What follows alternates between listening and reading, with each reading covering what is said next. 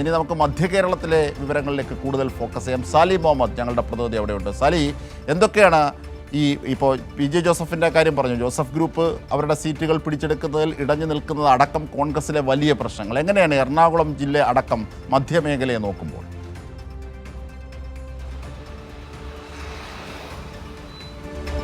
അത് മധ്യ കേരളത്തിൽ തൃശ്ശൂർ, ആലപ്പുഴ, ഇടുക്കി, എറണാകുളം, കോട്ടയം 5 ജില്ലകളിലായി 50 സീറ്റാണ് ആകെ ഉള്ളത്. 50 സീറ്റിൽ കഴിഞ്ഞ നിയമസഭാ തെരഞ്ഞെടുപ്പിൽ 34 LDF-നും 16 UDF-നും ഇതായിരുന്നു അംഗബലം. അതായത് ആ UDF-ന് കിട്ടിയ 16-ൽ വലിയൊരു പങ്ക് സംഭാവന ചെയ്തത് എറണാകുളം ജില്ലയാണ്. 9, അതായത് എറണാകുളം ജില്ലയിലെ ആകെ 14-ൽ 9 UDF-നൊപ്പമായിരുന്നു, 5 ഇടതുമുന്നണിക്കൊപ്പമായിരുന്നു. അതിൽ ഇക്കുറി വലിയ മാറ്റം വരാൻ പോകുന്ന ജില്ലയും അതുതന്നെയാണ്, എറണാകുളം തന്നെയാണ്. കാരണം ഇക്കുറി ഇടതുമുന്നണി മികച്ച ഒരു പ്രകടനം പ്രതീക്ഷിക്കുന്ന ഒരു ജില്ലയാണ് എറണാകുളം. അതിന് പല കാരണങ്ങളുണ്ട്. ഒന്ന്, ജില്ലയിൽ നടപ്പാക്കിയ വികസന പ്രവർത്തനങ്ങൾ, മറ്റ് പല അടിയൊഴുക്കുകളടക്കമുള്ള മറ്റ് ഘടകങ്ങൾ ഒക്കെ ചേർന്നാൽ കഴിഞ്ഞ തവണത്തേക്കാൾ വലിയൊരു മുന്നേറ്റം ഇടതുമുന്നണി പ്രതീക്ഷിക്കുകയും UDF-ൻ്റെ അംഗബലത്തിൽ വലിയ ചോർച്ച സംഭവിക്കുകയും ചെയ്യും എന്ന് പ്രതീക്ഷിക്കുന്ന ജില്ലയാണ് എറണാകുളം. മറ്റ് 3 ജില്ലകളിലേക്ക് വന്നാൽ ഇടുക്കിയും ആലപ്പുഴയും തൃശ്ശൂരും ഓരോ സീറ്റുകൾ മാത്രമാണ് കഴിഞ്ഞ തവണ UDF-ന് ലഭിച്ചത്. അതിൽ ഒരു വലിയ മാറ്റങ്ങൾ ഒന്നും വരാൻ സാധ്യതയില്ല. UDF-നെ സംബന്ധിച്ചിടത്തോളം ഒരു മുന്നോട്ട് പോക്കും ഈ ജില്ലകളിൽ സാധ്യമെന്ന സാഹചര്യമില്ല. കോട്ടയം ജില്ലയാണ് മറ്റൊന്ന്.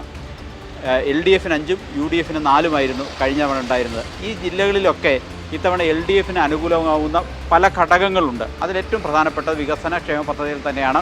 കോടാനുകോടി രൂപയുടെ വികസന പദ്ധതികൾ ഈ ജില്ലകളിലെല്ലാം പല തരത്തിൽ, പല ഘട്ടങ്ങളിൽ, പല ആളുകൾക്ക് പ്രയോജനം ചെയ്യുന്ന രീതിയിൽ നടപ്പാക്കാൻ 1ഉം 2ഉം പിണറായി സർക്കാരുകൾക്ക് കഴിഞ്ഞിട്ടുണ്ട്. കിഫ്ബിയൊക്കെ അതിന് മികച്ച ഉദാഹരണവുമാണ്.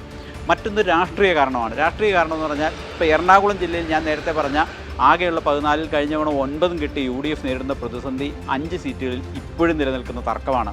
കോൺഗ്രസിനുള്ളിൽ തർക്കം, ലീഗുമായി തർക്കം, ജോസഫ് വിഭാഗവുമായി തർക്കം. കോൺഗ്രസിനുള്ളിലെ തർക്കം നടക്കുന്നത് പ്രധാനമായും തൃപ്പൂണിത്തുറയും പെരുമ്പാവൂരുമാണ്. തൃപ്പൂണിത്തുറയിൽ കെ ബാബു ഒഴിവായി പകരം ദീപക് ജോയി ഡെപ്യൂട്ടി മേയറെ കെ ബാബു നിർദ്ദേശിച്ചു. പക്ഷേ അതിൽ മറ്റു വിഭാഗങ്ങൾക്ക് എതിർപ്പുണ്ട്, പ്രത്യേകിച്ച് സതീശനടക്കമുള്ളവർക്ക്. അപ്പോൾ അങ്ങനെയാണ് ഈ തൃപ്പൂണിത്തുറയിൽ മറ്റൊരു സ്ഥാനാർത്ഥിയെ കണ്ടെത്തേണ്ടി വരും. പെരുമ്പാവൂർ എൽദോസ് കുന്നപ്പള്ളിയുടെ ഇഷ്യൂ നിൽക്കുന്നുണ്ട്. അയാൾ ബലാത്സംഗ കേസിലടക്കം പ്രതിയാണ്. അങ്ങനെ ഒരാളെ വീണ്ടും മത്സരിപ്പിക്കുന്നത് സംസ്ഥാനത്ത് ആകെയുള്ള UDF സ്ഥാനാർത്ഥി പട്ടികയെ മോശമായി ബാധിക്കും എന്നൊരഭിപ്രായം പല ആളുകൾക്കും, പ്രത്യേകിച്ച് മഹിളാ നേതാക്കൾക്ക്, അവിടെ സ്ഥാനാർത്ഥി മോഹികളായ 1-2 യൂത്ത് കോൺഗ്രസിൻ്റെ ജില്ലാ നേതാക്കൾ ഒക്കെ അത് പ്രചരിപ്പിക്കുന്നുണ്ട്. അപ്പം യഥാർത്ഥത്തിൽ എൽദോസ് കുന്നപ്പള്ളിയിലെ പെരുമ്പാവൂരിലെ കാര്യം തുലാസിലാണ്. തൊട്ടടുത്ത് കോതമംഗലത്ത് കഴിഞ്ഞ തവണ പരാജയപ്പെട്ടത് ജോസഫ് വിഭാഗമാണ്. LDF-നോട് പരാജയപ്പെട്ടത് UDF-ന് വേണ്ടി മത്സരിച്ച് ജോസഫ് വിഭാഗമാണ്. ജോസഫ് വിഭാഗത്തിൽ നിന്ന് ആ സീറ്റ് ഏറ്റെടുക്കാൻ കോൺഗ്രസ് തീരുമാനിച്ചിട്ടുണ്ട്. അതടക്കം ആ സീറ്റിൽ ഇപ്പോഴും തർക്കം നിലനിൽക്കുന്നു. ജോസഫ് വിഭാഗവും കോൺഗ്രസിന് വേണ്ടി ആ സീറ്റ് മത്സരിക്കാൻ താല്പര്യമുണ്ട്. അതേപോലെ കളമശ്ശേരിയിൽ മന്ത്രി P രാജീവിനെതിരെ അബ്ദുൽ ഗഫൂർ ആണ് കഴിഞ്ഞ തവണ മത്സരിച്ചത്. ഇബ്രാഹിം കുഞ്ഞിൻ്റെ മകൻ തോറ്റുപോയി. പകരം ആ സീറ്റ് തങ്ങൾ ഏറ്റെടുക്കണം, ഷിയാസ് മത്സരിക്കും എന്നതാണ് കോൺഗ്രസിൻ്റെ DCCയുടെ നിലപാട്. സതീശൻ ആ പക്ഷക്കാരൻ. സതീശൻ അതിനു വേണ്ടിയാണ് ഇന്ന് നടന്ന ചർച്ചകളിൽ, ഇന്ന് ലീഗ് കോൺഗ്രസ് ഉപയോഗിച്ച ചർച്ചകളിൽ ഉയർന്നു വന്ന ഒരു പ്രധാന ഇഷ്യൂ കളമശ്ശേരി മണ്ഡലം കൂടിയാണ്. അപ്പോൾ അതും തർക്കത്തിൽ നിലനിൽക്കണം. അത് തീർന്നു എന്നൊക്കെ പറഞ്ഞിട്ടാണ് നേതാക്കൾ ഇറങ്ങിപ്പോയെങ്കിലും എങ്ങനെ തീർന്നു എന്നത് സംബന്ധിച്ചൊരു വ്യക്തതക്കുറവുണ്ട്. എങ്കിലും ആ തർക്കമായി തന്നെ നിലനിൽക്കുന്നു. ലീഗിനുള്ളിൽ ഇനി ലീഗ് മത്സരിച്ചാലും ഗഫൂറിനെതിരെ വലിയൊരു വിഭാഗം, അഹമ്മദ് കബീർ വിഭാഗം അവിടെ പരസ്യമായി പ്രചരണത്തിനുണ്ട്. കഴിഞ്ഞ തവണ രാജീവിന് വേണ്ടി അവർ പ്രചരണത്തിന് ഇറങ്ങിയതാണ് മറുവിഭാഗം. ലീഗിലെ 2 വിഭാഗങ്ങളായി പ്രചരണ രംഗത്തുള്ള ഒരു മണ്ഡലമാണ് കളമശ്ശേരി. ഇനി കോട്ടയത്തേക്ക് വന്ന ജോസഫ് വിഭാഗവുമായിട്ടുള്ള തർക്കം വലിയ പ്രശ്നം UDF സൃഷ്ടിക്കുന്നുണ്ട്. ജോസഫ് വിഭാഗത്തിൻ്റെ 4 സീറ്റ് ഏറ്റെടുക്കാൻ പോകുന്നതിൽ 2 കോട്ടയം ജില്ലയിൽ നിന്നുള്ളത് തന്നെയാണ്.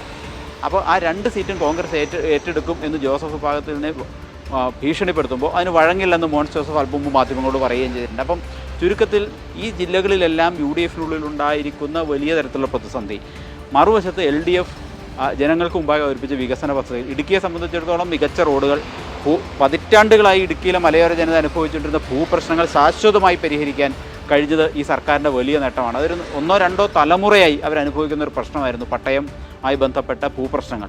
ആ ഭൂപ്രശ്നങ്ങൾ പരിഹരിക്കാൻ, അതിന് നിയമ ഭേദഗതി കൊണ്ടുവരാൻ, ഉത്തരവുകൾ ഇറക്കാൻ, പട്ടയങ്ങൾ വിതരണം ചെയ്യാൻ ഒക്കെ സർക്കാരിന് ഈ 1ഉം 2ഉം പിണറായി സർക്കാരുകൾ കഴിഞ്ഞു എന്നുള്ളത് ഇടതുമുന്നണിയെ സംബന്ധിച്ചിടത്തോളം ഇടുക്കിയിൽ പ്രതീക്ഷ നൽകുന്നൊരു ഘടകമാണ്. അതടക്കം ആലപ്പുഴ പിന്നെ LDF-ൻ്റെ മണ്ണാണ്. അവിടെ വലിയ വിസ്മയങ്ങളൊക്കെ പറഞ്ഞെങ്കിൽ ആ വിസ്മയങ്ങൾ വെറും ചായക്കോപ്പയിലെ കൊടുങ്കാറ്റായി മാറും എന്ന് തന്നെ UDF അറിയാം. ഒരു പ്രതിഫലനവും അവിടെ സൃഷ്ടിക്കാൻ പോകുന്നില്ല ഇത്തരം കാര്യങ്ങളൊന്നും.